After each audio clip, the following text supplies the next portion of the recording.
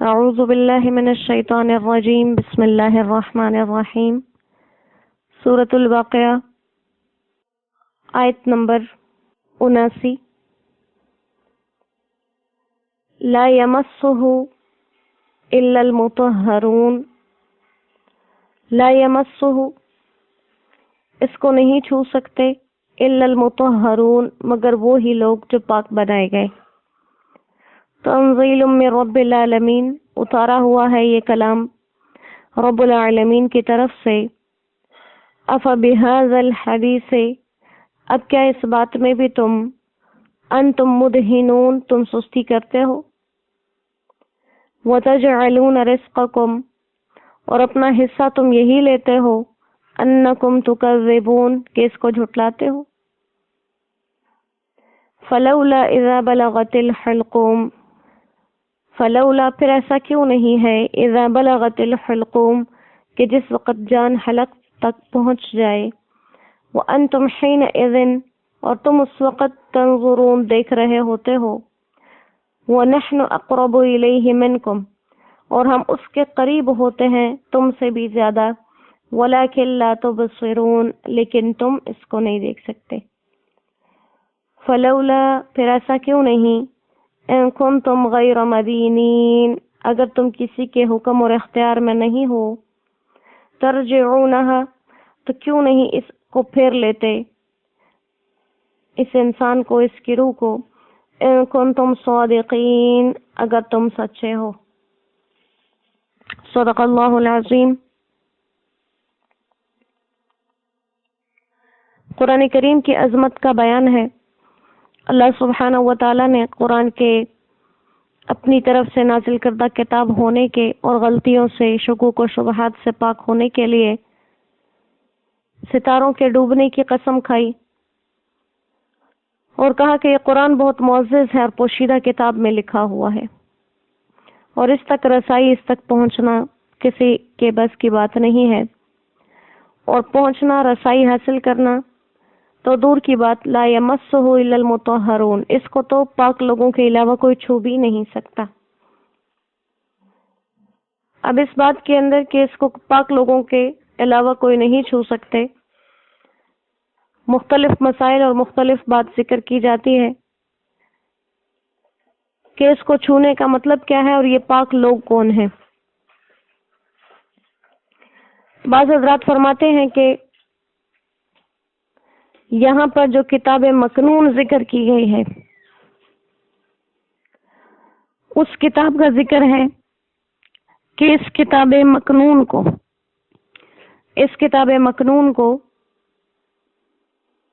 مطہر یعنی پاک لوگوں کے علاوہ کوئی نہیں چھو سکتا۔ تو اس صورت میں مطلب یہ ہے کہ صرف فرشتے ہی ایسے ہیں جن کی اس لوح محفوظ تک، اس چھپی ہوئی کتاب تک رسائی ہے، اور مس کرنے کا مطلب، چھونے کا مطلب یہ ہے کہ اس مضمون کو پڑھنا کہ اس کے اندر کیا لکھا ہوا ہے، یہ فرشتوں کے علاوہ کوئی نہیں کر سکتا۔ صرف ان مضامین کو پڑھنا یہ فرشتوں کے علاوہ کوئی نہیں کر سکتا، اور ہاتھ سے چھونا تو فرشتوں کے لیے بھی اختیار میں نہیں۔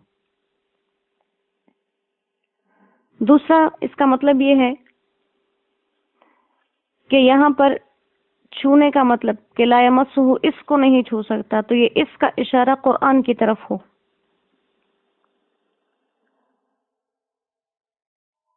کہ وہ صحیفہ جس میں قرآن لکھا ہوا ہے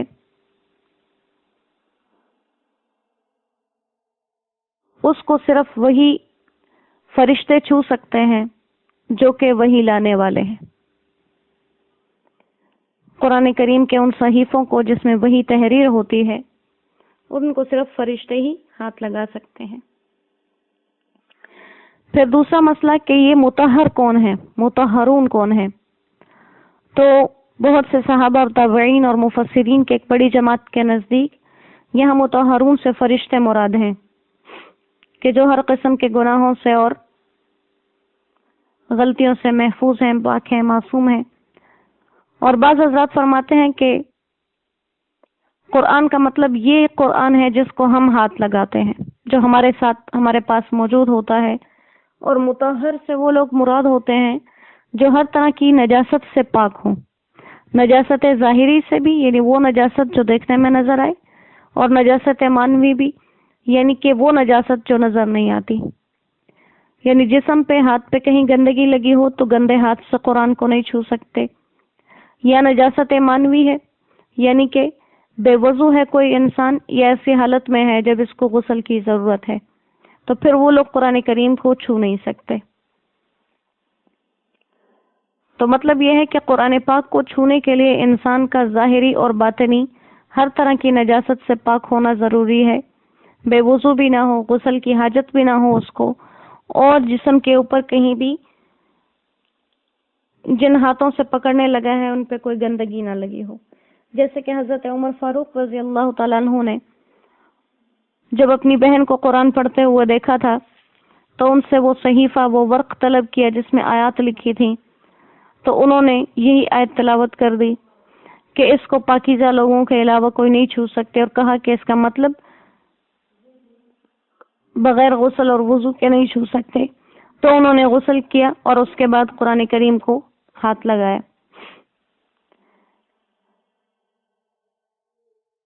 لیکن چونکہ اس بات کے اندر اختلاف ہے، بعض صحابہ کرام رضوان اللہ علیہ مجمعین فرماتے ہیں کہ بے وضو قرآن کو ہاتھ لگا سکتے ہیں، اور بعض کہتے ہیں کہ نہیں لگا سکتے۔ اس وجہ سے اس آیت کو کہ اس کو بے وضو ہاتھ لگا سکتے ہیں یا نہیں، اس آیت کو اس وجہ سے چھوڑ دیا گیا۔ اور آپ صلی اللہ علیہ وسلم نے اپنے گورنر کی طرف عمر بن حزم جن کا نام تھا ان کو لکھا تھا، جس میں بہت سے احکامات تھے۔ ان احکامات میں سے یہ حکم بھی تھا کہ قرآن کو وہ شخص نہ چھوئے جو طاہر نہ ہو۔ اب اس مسئلے کی وجہ سے علماء فرماتے ہیں کہ قرآن کریم کو ہاتھ لگانے کے لیے انسان کا پاک ہونا شرط ہے، اور اس کا خلاف کرنا گناہ ہے، چاہے وہ نجاست انسان کی ظاہری ہو، باطنی ہو، تمام صورتیں اس میں داخل ہیں۔ تو احتیاط کا تقاضا یہ ہے کہ بے وضو اور بے طہارت قرآن کو ہاتھ نہ لگائیں۔ اسی طرح قرآن مجید جس غلاف میں سلا ہوا ہوتا ہے وہ بھی قرآن کے حکم میں ہوتا ہے، اس کو بھی بغیر وضو اور بغیر طہارت کے ہاتھ لگانا جائز نہیں ہے۔ البتہ اگر کوئی کپڑا الگ سے ہے جس کو قرآن کریم کے ارد گرد لپیٹ دیا جاتا ہے تو اس کے ساتھ قرآن کریم کو ہاتھ لگایا جا سکتا ہے۔ اسی طرح خود جو انسان نے کپڑے پہنے ہوئے ہوں اس کے آستین یا دامن سے قرآن مجید کو چھونا بھی جائز نہیں، اور یہ ان صورتوں کی بات ہے جب انسان ناپاک ہو۔ پاکی کی حالت میں اپنی دامن آستین سے یا قرآن کریم کے سلے و غلاف کے ساتھ ہاتھ لگا سکتے ہیں۔ یہ اس وقت کی بات ہے جب انسان بے طہارت ہے۔ اسی طرح سے حالت جنابت میں، حیض و نفاس کی حالت میں قرآن کی تلاوت بھی جائز نہیں جب تک کہ غسل نہ کر لے، کیونکہ جب اس لکھے ہوئے مصحف کی اتنی تعظیم ہے تو وہ حروف جو زبان سے ادا ہوتے ہیں بدرجہ اولی ان کی تعظیم زیادہ ہوتی ہے۔ تو اسی کا تقاضا یہ ہے کہ بغیر وضو کے آدمی تلاوت بھی نہ کر سکے، مگر بخاری اور مسلم میں حضرت عبداللہ ابن عباس رضی اللہ تعالیٰ عنہ کی اور مسند احمد میں حضرت علی کرم اللہ وجہہ کی حدیث ہے جس سے یہ ثابت ہوتا ہے کہ آپ صلی اللہ علیہ وسلم نے بغیر وضو کے تلاوت قرآن فرمائی، چھوئے بغیر۔ تو اس وجہ سے فقہاء کرام بغیر وضو تلاوت کی تو اجازت دے دیتے ہیں لیکن قرآن کو چھونے کی نہیں۔ اب یہاں سے قرآن کریم کی اس پاکیزگی کو بیان کیا کہ تم تو اس کے وہی لانے میں شک اور تردد کے اندر پڑے ہو، اور حقیقت یہ ہے کہ اس کو تو چھونے کے لیے، اس کو تو پڑھنے کے لیے جو بھی ہے، چاہے وہ فرشتے ہیں یا انسان ہیں، ان کا طاہر ہونا ہی شرط ہے۔ جب اس کو چھونے کے لیے اتنی احتیاط ہے تو کیا اس کا اللہ کی طرف سے نازل ہونا اس میں کوئی شک و شبہ رہ جائے گا؟ اور کہا کہ کیا ان تمام باتوں کے سننے کے بعد بھی تم اپنا حصہ صرف اتنا ہی مقرر کر لیتے ہو کہ اس بات کو جھٹلا دو؟ حالانکہ عقل مند انسان کا عقل مندی کا تقاضا یہ ہے کہ جب اتنے دلائل کوئی سن لے تب بھی اگر وہ انسان اس بات کو نہ ماننے والا ہو تو ان دلائل کے بعد ہی حقیقت تک پہنچ سکتا ہے۔ اللہ فرماتے ہیں کہ یہ پروردگار عالم کی طرف سے نازل کردہ ہے، لیکن کیا تم اس چیز کے اندر سستی کرتے ہو اور اس سستی کی وجہ سے تم اپنا حصہ اتنا ہی بنا لیتے ہو، اس کلام پاک کو جھٹلا دیتے ہو؟ تو اس میں سوائے تمہارے کم عقل ہونے کے اور کیا بات ہو سکتی ہے کہ اتنے واضح اور صاف دلائل کے بعد بھی تم قرآن کریم کی طرف مائل نہ ہو۔ اب اس کے بعد پھر انسان، چونکہ سابقہ آیات میں یہ بات بار بار کی گئی تھی کہ کفار قیامت کے قائم ہونے کے منکر تھے، تو جس کی وجہ سے گویا ان کا یقین یہ تھا کہ جب قیامت نہیں آئے گی تو جیسے کہ ہماری جان ہمارے ہی قبضے میں ہے، ہماری ہی مرضی سے نکل رہی ہے۔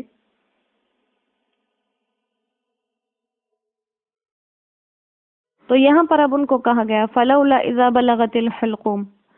جب یہ جان حلق تک پہنچ جاتی ہے اور تم اپنے مرنے والے کو دیکھ بھی رہے ہوتے ہو،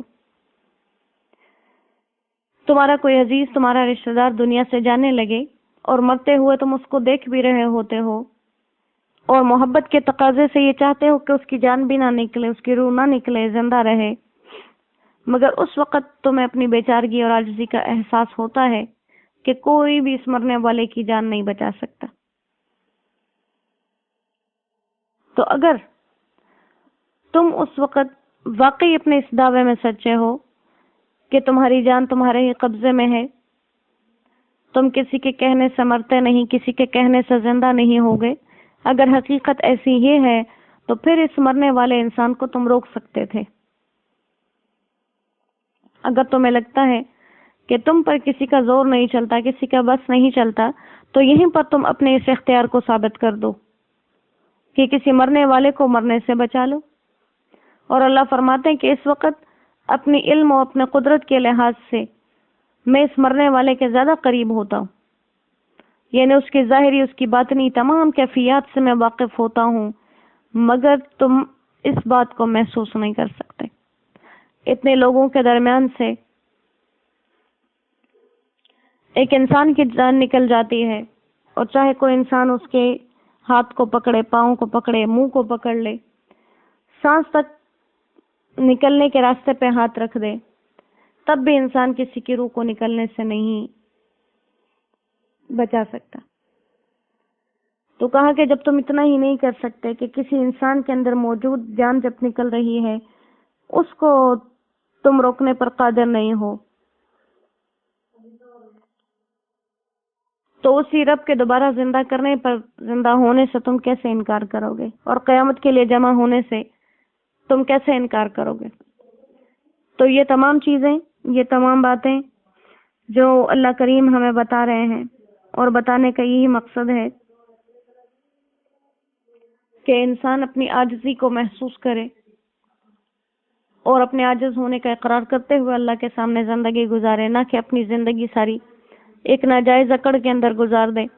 اور وہ اکڑ اسے کوئی فائدہ نہ دے۔ اللہ کریم ہمیں اس پاکیزہ کلام کی پاکیوں سمیت عزت اور احترام کرنے کی ہمیں توفیق عطا فرمائے۔ جس کے احترام کے لیے اللہ نے قسم کھائی ہے وہ بہت عظیم الشان کلام ہے۔ اللہ اس کی عظمتوں کو ہمارے دلوں میں اتار دے اور اس پاکیزہ کلام کے مطابق ہمیں اپنی زندگیاں گزارنے والا بنائے۔ وآخر دعوانا ان الحمد للہ رب العالمین۔ السلام علیکم ورحمۃ اللہ وبرکاتہ۔